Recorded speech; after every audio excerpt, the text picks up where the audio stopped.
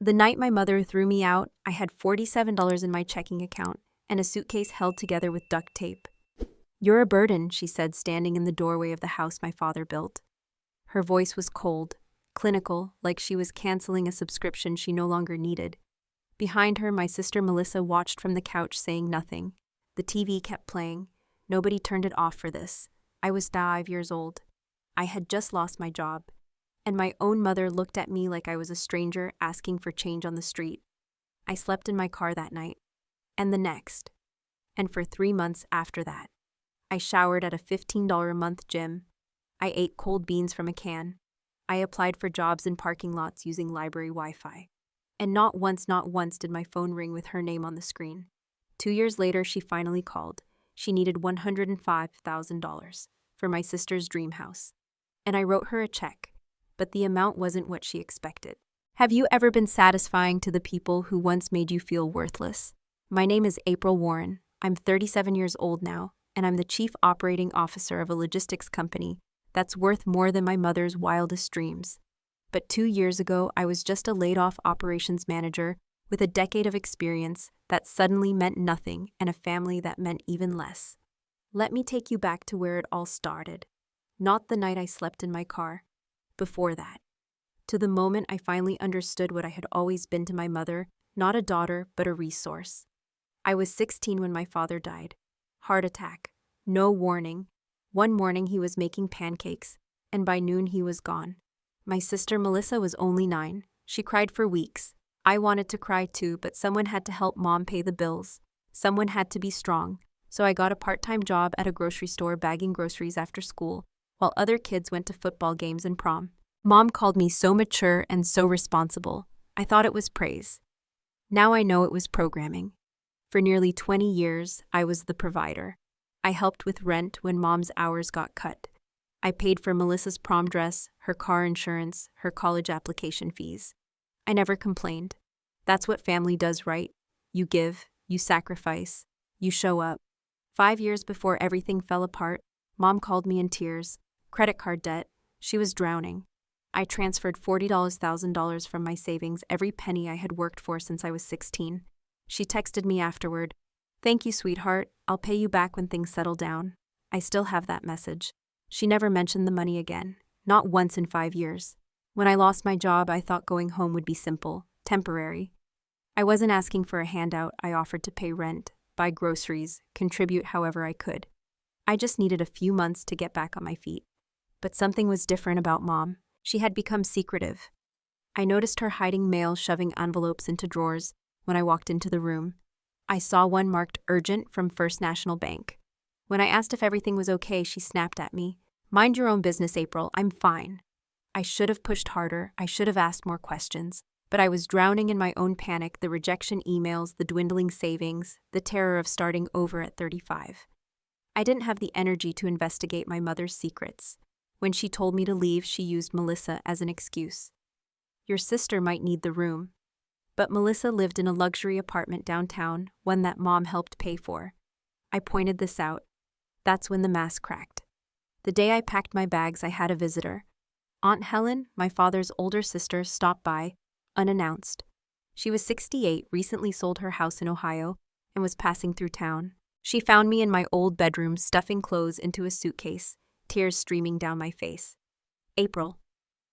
What's going on?" Before I could answer, Mom appeared in the doorway. April found a wonderful opportunity. She's relocating. Her smile was bright and false. Aunt Helen looked at my face, then at my mother, then back at me. She didn't believe a word, but she didn't push. That wasn't her way. As I carried my bags to the car, Aunt Helen caught my arm. Her voice was low, meant only for me. "Your father would be so proud of you. He always said you were the strong one. Remember that." I didn't understand why she said it. Not then. But as I drove away from my childhood home, one question kept circling in my mind. If I was such a burden, why did Mom take my $40,000 and never pay it back?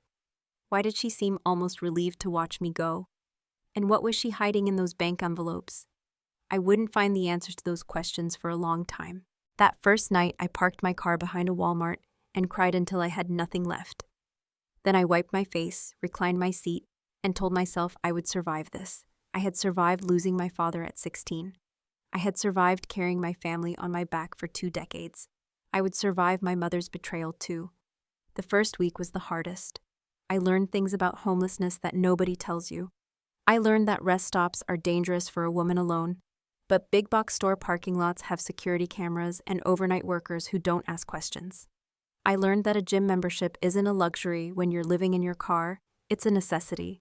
$15 a month bought me showers, a safe place to change clothes, and 30 minutes on a treadmill where I could pretend my life was normal. I ate canned soup cold because I couldn't afford to waste gas running the engine for heat. I kept my interview blazer hanging in the back seat, wrapped in plastic, ready for any opportunity. Every morning, I drove to the public library when it opened at 9. I used their computers to apply for jobs, sometimes 30 or 40 applications in a single day.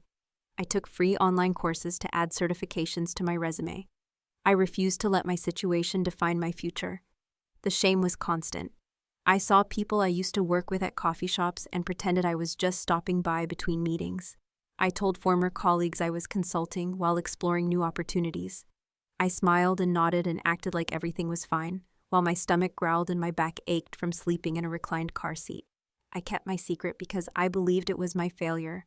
I had spent my whole life being the strong one, the responsible one, the one who fixed problems. Admitting I was homeless felt like admitting I was everything my mother said I was. A burden, a failure, someone who only knew how to take.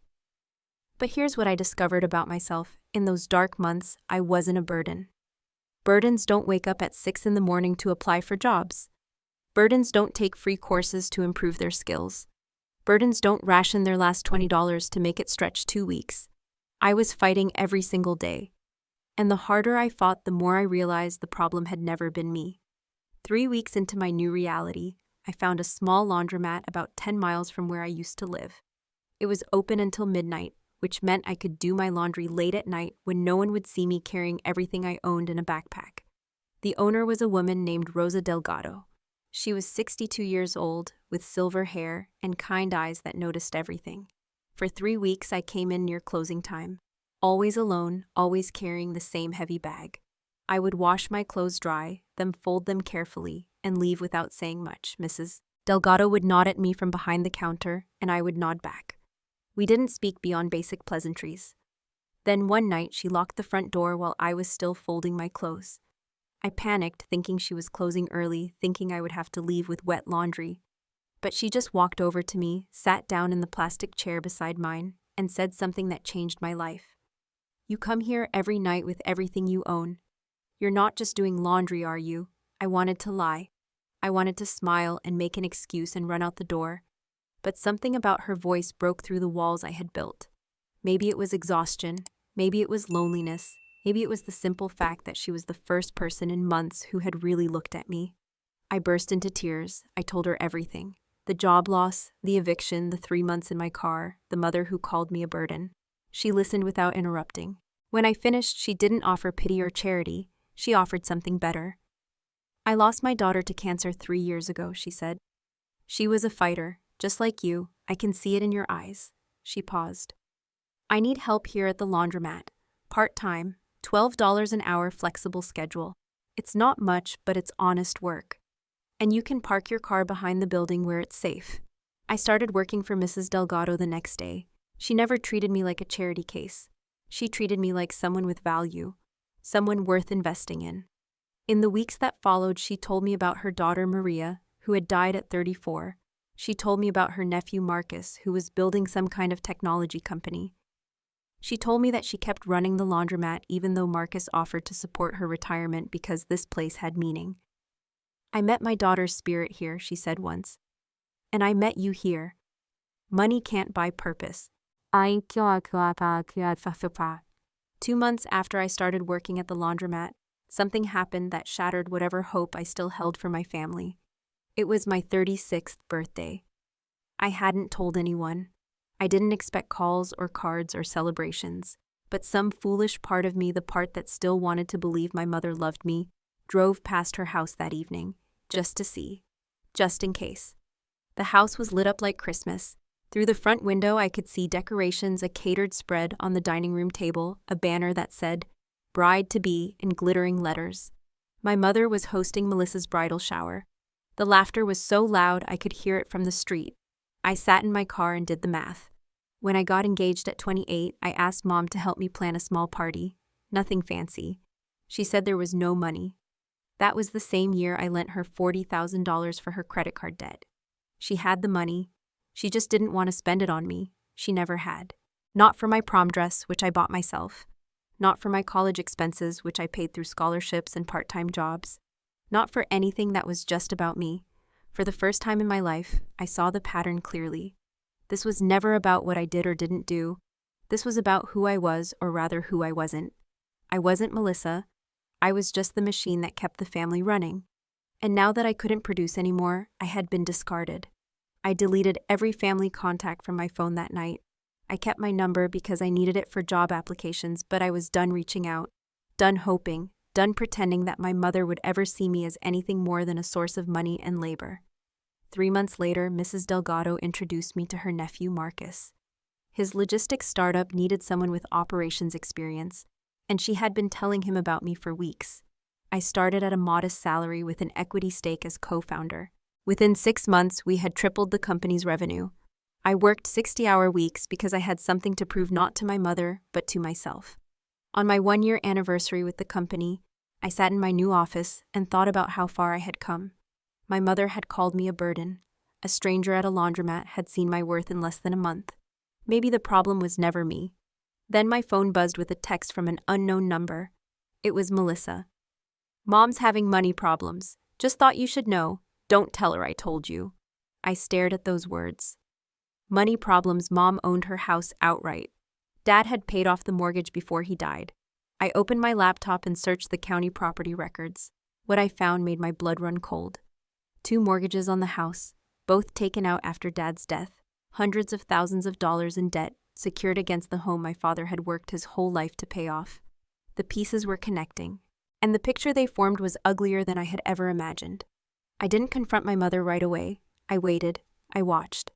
I built my case like a prosecutor preparing for trial. Because I knew that when the moment came, I would only get one chance to say everything I needed to say. The year that followed was the most transformative of my life. Marcus's company secured Series B funding from a major venture capital firm, and 6 months after that, we were partially acquired by one of the largest logistics corporations in the country. I was named Chief Operating Officer. My equity stake after taxes and reinvestment was worth approximately $2.5 million. I was no longer the woman sleeping in her car behind a Walmart. I was no longer the daughter begging for a place to stay. I was someone who had built something real, something valuable, something entirely my own. But I didn't announce my success. I didn't post on social media or send announcements to old colleagues.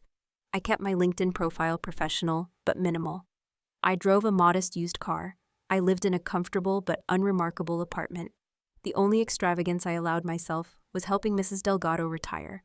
I paid off what remained of her mortgage and set up a monthly stipend so she would never worry about money again.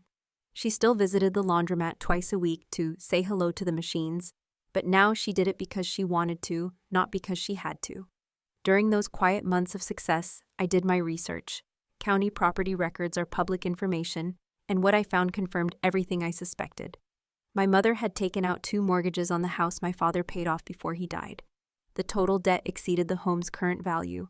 She was underwater, drowning in obligations she had created through years of reckless spending and financial manipulation. I knew more about her situation than she realized, and I waited for the moment she would come to me because I knew she would. In her mind, I was still the provider, the machine that never stopped giving. The call came on a Tuesday afternoon, 2 years and 3 months after she had thrown me out of her house. I was in my office reviewing quarterly projections when my phone rang with her number. I let it ring 4 times before answering. Her voice was warm, practiced, the voice of a woman who wanted something. "April, sweetheart, it's been so long. I've missed you so much. Family should be together, don't you think?" I said nothing. I let her fill the silence. She continued, her tone shifting slightly toward its true purpose. "I heard you're doing well. I saw your LinkedIn profile. COO of a real company. I always knew you would succeed, April. You were always the smart one. Still, I waited. Finally, she got to the point. Melissa is pregnant. Isn't that wonderful? She and her husband want to buy a house before the baby comes. A 4-bedroom in the suburbs with a nice yard for the children, but they're short on the down payment. Just $105,000. I told her April will help. Family helps family. There it was, no apology for calling me a burden, no acknowledgement of the 2 years of silence, no mention of the $40,000 she still owed me, just expectation, entitlement, the assumption that the provider would provide. I agreed to meet them. I chose a coffee shop in a busy shopping center, public and neutral. I told her Saturday at 2 o'clock. Then I hung up and spent the rest of the week preparing for the most important conversation of my life. They arrived together, my mother and Melissa, dressed in expensive clothes that I suspected were bought on credit. They looked confident, comfortable. They had come to collect what they believed was owed to them, and they expected no resistance. My mother smiled when she saw me, that bright, false smile. I remembered from the day she told Aunt Helen I was relocating for a wonderful opportunity. I didn't smile back. I didn't hug them or make small talk. I sat down across from them and placed my bag on the table beside me. "Thank you for coming," I said. My voice was calm, steady. I had rehearsed this moment 100 times. "Before we discuss anything else, I have some questions." My mother's smile flickered but held. "Of course, sweetheart, anything. Do you remember the $40,000 I lent you 5 years ago?" She waved her hand dismissively. "That was so long ago, April, ancient history." "I have the bank transfer records," I said. "And I have your text messages, the ones where you thanked me and promised to pay me back when things settled down. Do you remember those messages, Mom?" The smile was gone now. Melissa shifted uncomfortably in her seat. I turned to my sister. "That money went to the deposit on your luxury apartment, Melissa. Did you know that?" Melissa's face showed genuine confusion. "What number? Mom said that was her savings. She said she had been putting money away for years." I looked at my mother. Where would a widow with no high-paying job get $40,000 in savings? "Mom, did you ever ask yourself that question, Melissa? Or did you just choose to believe whatever was convenient?" Melissa was silent. I could see her thinking back, remembering conversations, rearranging facts in her mind. I continued. "You didn't kick me out because I was a burden, Mom. You kicked me out because you didn't want me to find out what you had done. The mortgages on the house Dad paid off. The debts you had accumulated. The money you had burned through. You needed me gone so your lies could stay hidden. As long as I was in that house, there was a chance I would see the bank letters, hear the phone calls, discover the truth. So you called me a burden and threw me out. And you were so confident I would come crawling back that you didn't even bother to cover your tracks." My mother's face had gone white. For the first time in my life, I saw fear in her eyes. Not remorse, not guilt, fear. The fear of someone whose scheme has been exposed. I reached into my bag and pulled out my checkbook.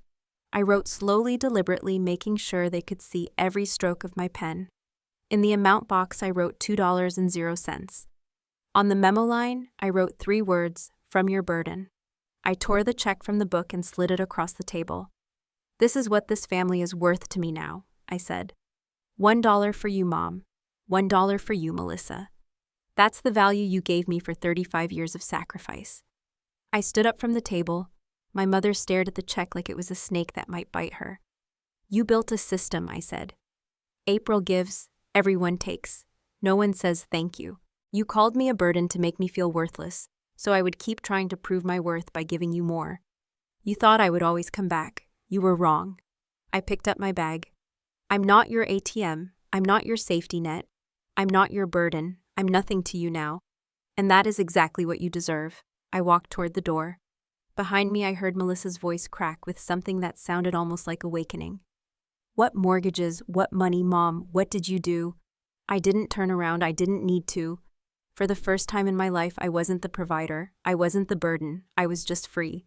But as I reached my car, my phone buzzed with a voicemail notification. It was from Aunt Helen, and her voice sounded urgent. "April, I found something while I was going through your father's old papers. It's about money he left for you. Call me back. This is important." The full truth hadn't surfaced yet, but it was about to. I called Aunt Helen back before I even started my car. Her voice was serious, careful, the way people sound when they're about to deliver news that will change everything. She asked if we could meet in person. She said some things needed to be said face to face. I agreed to drive to her hotel that evening. Aunt Helen had aged in the 2 years since I last saw her, but her eyes were still sharp and kind. She had a box on the bed beside her, old and water-stained, filled with papers and photographs from another lifetime. She hugged me for a long moment before sitting me down and telling me what she had found. "When I sold my house in Ohio, I had to go through decades of storage," she said.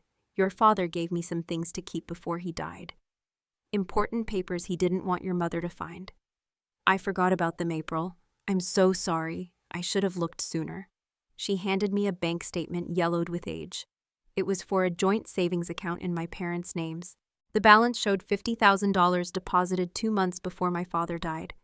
According to the notes Aunt Helen had found with it, the money came from Dad's final work bonus. He had been saving it for years, adding to it whenever he could. "He meant it for you," Aunt Helen said. "For college, for a fresh start. He knew your mother would take care of Melissa, but he worried about you. He always said you carried more than you should." She handed me something else. A letter in my father's handwriting sealed in an envelope with my name on it. I opened it with trembling hands. The words blurred through my tears, but I read them anyway. "For my April, who carries more than she should. This is yours when you need it. I wish I could give you more. Love always, Dad." I looked at Aunt Helen. "What happened to the money?" She sighed. "The account was emptied 6 months after your father died. Your mother was the joint account holder. Legally, she had every right to take it. But morally," she shook her head. "She stole your future, April, and she never told you it existed." I sat with that knowledge for a long moment. $50,000. My father's final gift to me, taken before I even knew it existed. Combined with the $40,000 I had lent her years later, my mother had taken nearly $100,000 that should have been mine. And she had looked me in the eye and called me a burden. Aunt Helen reached out and took my hand. "Your mother told me something once years ago. She said April is my safety net. She'll always come back." I didn't understand what she meant at the time. Now I do. She paused. "She didn't love you less than Melissa, April. She just saw you differently. She saw you as useful." That word hit me harder than burden ever had. Useful. I wasn't hated. I was harvested. I was a resource to be managed, a tool to be maintained, just enough to keep producing. The years of praise for being mature and responsible weren't compliments. They were training, conditioning. My mother had shaped me into the provider, and then she had spent 20 years collecting the returns on her investment. I drove home that night with my father's letter on the seat beside me. I didn't cry. I had already mourned the mother I thought I had. Now I was mourning the father I never got to know well enough. 3 days later, Melissa called. Her voice was different than I had ever heard it, trembling, broken. She asked if we could talk, and something in her tone told me this wasn't about money. "I've been investigating," she said. "Since that day at the coffee shop, I pulled my credit report, April. I found 2 credit cards I never opened. Mom took them out in my name 3 years ago. $34,000 in debt. My credit score is destroyed." I closed my eyes. Of course. Of course my mother hadn't limited her schemes to me. Melissa continued, her voice cracking. "My husband is furious. He's talking about separation. He says he can't trust me even though I didn't do this. Everything is falling apart, and it's because of her." "I'm sorry, Melissa," I said. And I meant it. Despite everything, despite the years of watching her receive what I was denied, I was sorry. She was a victim too, just a different kind. "I thought she loved me more," Melissa whispered.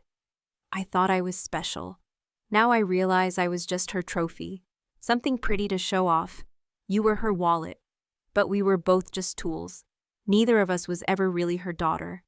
I let her words hang in the air. She was right. I had spent years resenting Melissa for being the favorite, but there was no favorite. There were only different types of exploitation. "I don't hate you, Melissa," I said finally. "But I need time, and I need actions, not words. If you want a relationship with me, you have to prove you've changed. You have to prove you can stand on your own, that you can see the truth and act on it." "I'm going to report the credit card fraud," she said. "I'm pressing charges against her, my own mother." "That's a start," I replied. 2 days after that conversation, my mother called. I almost didn't answer, but something told me this would be the last time. I needed to hear what she would say when all her schemes had crumbled. There was no warmth in her voice this time. No practiced sweetness, just anger and the wounded self-pity of someone who had never been held accountable for anything in her life. Everything I did was for this family, she spat. You ungrateful children don't understand sacrifice. I kept this family together after your father died. I made sure everyone was taken care of. Sacrifice. I kept my voice steady. I was 16 when Dad died. I worked part-time jobs to help pay bills while Melissa got to be a child. I gave you $40,000 and you spent it on her apartment while telling me there was no money for my engagement party. Dad left me $50,000 and you took it. That's not sacrifice, Mom. That's theft. That's fraud. That's a crime. She sputtered, searching for words for excuses for some way to twist the narrative back in her favor. But there was nothing left to twist. The truth was out, and it was uglier than even I had imagined. You didn't lose me when you kicked me out, I said. You lost me every single time you took from me and made me feel like I should be grateful for the privilege of being used. Every time you praised me for being responsible while you trained me to sacrifice myself for people who would never sacrifice anything for me. I'm done, Mom. Don't call me again. I hung up before she could respond. I sat in my living room waiting for the anger to come, or the grief, or the vindication. But what I felt instead was something I hadn't expected. Stillness, peace. I had carried this family on my back for 20 years, and I had finally set them down. My shoulders felt lighter than they had in my entire adult life. A week later, I learned that the bank had flagged the fraudulent credit cards in Melissa's name. An official investigation was opening. Melissa had followed through on her promise to report the fraud. And my mother's house of cards was about to collapse completely. The investigation took 3 months. I didn't follow it closely. I had spent enough of my life focused on my mother's problems. Now I had my own life to build. But the news reached me anyway through Aunt Helen and through the occasional update from Melissa. The bank's fraud department had traced the credit cards back to my mother. She was questioned by investigators and couldn't explain how she had opened accounts using Melissa's social security number without authorization. The evidence was clear. The paper trail was undeniable. For the first time in her life, my mother faced consequences she couldn't talk her way out of. The prosecutor offered a deal. Plead guilty to 1 count of identity theft. Pay full restitution to the bank and to Melissa. Accept 3 years of probation. There would be no prison time. My mother was 62 years old with declining health, and this was technically a first-time nonviolent offense, but the conviction would follow her forever. Her name was now in the federal system. She couldn't open new credit accounts. She couldn't rent an apartment without a co-signer. She couldn't hide behind lies and manipulation anymore. The house of cards had collapsed, and she was left standing in the rubble. She sold the house to cover her debts. The house my father had worked his whole life to pay off. The house she had mortgaged twice without telling anyone. After the banks took their share and the lawyers took theirs, there was almost nothing left. She moved into a small apartment on the other side of town. I heard she was working part-time at a retail store to make ends meet. The woman who had called me a burden was now living the life she had tried so hard to avoid. When I heard all of this, I waited for satisfaction to come. It didn't. I waited for pity. That didn't come either. What I felt instead was something quieter. Something that had taken me 37 years to learn closure. I didn't need to destroy my mother. The truth had done that on its own. All I had to do was stop protecting her. 6 months after the confrontation at the coffee shop, I bought a house. It wasn't a mansion or a showpiece.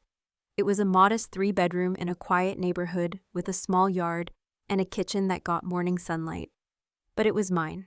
Completely, entirely mine. No one could take it from me. No one could kick me out. For the first time in my life, I had a home that didn't depend on someone else's approval. I hung 2 things on my living room wall. The first was a framed copy of my father's letter, the one Aunt Helen had found in that water-stained box. I read it every morning with my coffee. The second was a photograph of me and Mrs. Delgado, taken at the laundromat the day before she officially retired. We were both laughing at something I can't remember now. It doesn't matter what the joke was. What matters is that it captured the moment I first understood what family really meant. There were no photographs of my mother anywhere in my house. Not a single one. I started therapy that spring. Not because I was broken, but because I wanted to understand how I had become the provider in the first place. I wanted to make sure I never fell into that role again. My therapist was a woman in her 50s who specialized in family dynamics and childhood trauma. In our third session, she gave me a word I had never heard before: parentified. You were parentified as a child, she explained. When your father died, you were forced to take on adult responsibilities before you were ready. You learned that love had to be earned through sacrifice. You learned that your value depended on what you could provide for others. And you've spent the last 20 years living that lesson, even though it was never true. I thought about that for a long time. All those years of working extra jobs, giving money I couldn't afford, putting everyone else's needs before my own. I had believed I was being a good daughter, a good sister, a good person. But I was really just replaying a pattern that had been programmed into me before I was old enough to question it. I'm unlearning it now, I told her. She smiled. Better late than never. That summer, I established the Delgado Women's Foundation. It was something I had been thinking about since my first month working at the laundromat, but I hadn't had the resources to make it real until now. The mission was simple: helping women over 40 who had lost their jobs and had nowhere to turn. Emergency housing assistance, job training programs, small grants to cover the gap between crisis and stability. The tagline came to me one night while I was lying awake: because sometimes a stranger's kindness saves a life. The first grant went to a 58-year-old woman named Barbara, who had been living in her car for 2 months after losing her accounting job. I met her personally at the foundation's small office. I didn't tell her my own story. I didn't need to. I just looked her in the eye and said, I know how hard this is. You're not alone anymore. She cried. I held her hand, and I thought about all the nights I had spent in my own car, wondering if anyone would ever see me as more than a burden. Mrs. Delgado attended the foundation's first fundraiser. She wore a beautiful blue dress and spent the whole evening telling everyone who would listen about her girl April. At the end of the night, she pulled me aside and whispered, My daughter would have loved you. I whispered back, I think I would have loved her too. We held each other for a long moment, two women who had found family in the most unexpected place. Melissa and I were still finding our way. She had completed a credit counseling program and filed for divorce from her husband. The marriage had deeper problems than my mother's fraud, but the financial crisis had exposed cracks that couldn't be repaired. She sent me occasional updates now, not asking for money, just sharing pieces of her life. A new job, a smaller apartment, a therapist of her own. I responded to her messages, but briefly. Not warm, not cold, just present. I had left the door cracked for my sister, but she would have to walk through it with actions, not words. Trust once broken has to be rebuilt slowly. From my mother, I received one letter. It arrived on a Tuesday in a plain white envelope with no return address. Her handwriting was shakier than I remembered. I was wrong to call you a burden, she wrote. You were never a burden. I was a burden to myself. I don't expect forgiveness. I just wanted you to know. I read it twice. I didn't respond. I put it in my desk drawer right next to my father's letter. 2 letters, 2 parents. One who saw me as a treasure, one who saw me as a tool. I chose to remember the one who loved me. On the evening of my 38th birthday, I sat at my desk and wrote a check. $50,000 to the Delgado Women's Foundation. I thought about the $2 check I had written 6 months earlier, the one with "From Your Burden" on the memo line. That check was for the people who saw me as a resource to be used. This check was for the people who saw me as a person to be valued, and for myself for finally learning the difference. I walked out onto my balcony and watched the sunset paint the sky in shades of orange and gold. I was 38 years old. No husband, no children, no blood family beside me. But I had Mrs. Delgado's number on speed dial and Marcus and his wife coming for dinner on Saturday. I had a foundation bearing my chosen mother's name, and I had myself whole, not because I was never broken, but because I had finally stopped letting others break me. I whispered to the sky, or maybe to my father, or maybe to the girl who once slept in her car behind a Walmart. I was never the burden. I was the blessing they didn't deserve, and now I'm the blessing I give to myself. April's story teaches us something that many of us learn too late in life. Being family does not give anyone the right to use you. Love should never feel like a transaction, and sacrifice should never be a one-way street. If someone constantly takes from you while making you feel guilty for having needs of your own, that is not love. That is exploitation. You are not a burden for having boundaries. You are not selfish for protecting your peace. And you are never too old to walk away from people who only see you as a resource. Real family, as April discovered, is not always the people who share your blood. Sometimes it is the stranger at a laundromat who sees your worth when no one else does. If this story touched your heart, please subscribe to our channel and turn on notifications so you never miss another story. We share new videos every week about resilience, justice, and the strength it takes to reclaim your life. Leave a comment below and tell us. Have you ever had to set boundaries with family members who took you for granted? What did you learn from that experience? Your story might be exactly what someone else needs to hear today.